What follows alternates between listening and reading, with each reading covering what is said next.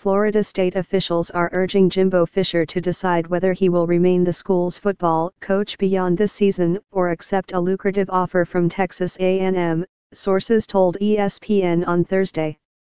Fisher, who has guided the Seminoles to the 2013 national championship and 3 ACC titles, is considered Texas A&M's top target to replace Kevin Sumlin, who was fired Sunday.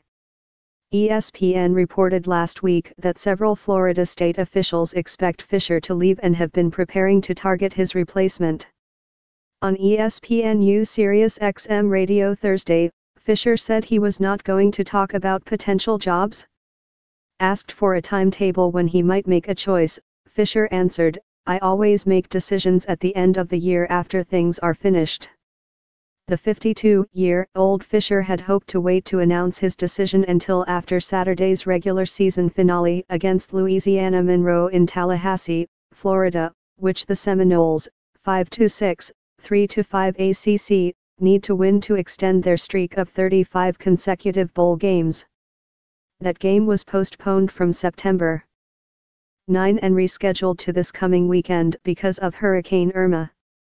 Texas A&M sources have indicated to ESPN that the Aggies are prepared to make Fisher one of the sport's 3 highest-paid coaches with an annual salary of more than $7 million, which would rank behind only Alabama's Nick Saban, $11.1 million in total compensation this year, average of $8.27 million over 8 years, and would surpass Clemson's Dabo Swinney, $8.5 million this year, average of $6.75 million over 8 years. Texas A&M's Board of Regents is scheduled to meet Thursday, when it could approve a contract offer for Fisher to become the university's new coach. Aggies athletic director Scott Woodward worked with Fisher at LSU, where Fisher, as offensive coordinator, helped Saban guide the Tigers to a national title in 2003.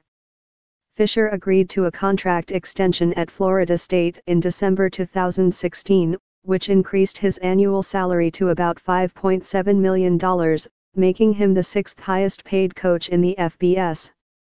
If Fisher leaves Florida State, he would owe the university about $5 million, or the total sum of the contracts of his 10 assistant coaches who aren't retained by the Seminoles' new coach.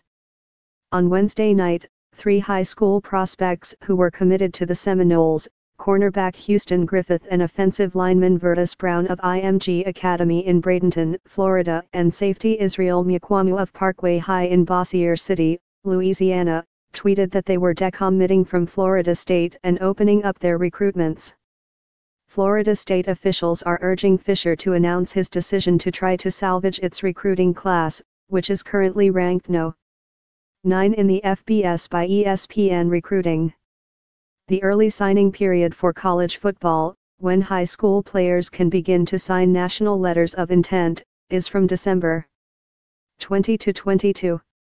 Also on Wednesday night, a Florida State fan was removed from Fisher's weekly radio show after the fan asked Fisher about his loyalty to the Seminoles.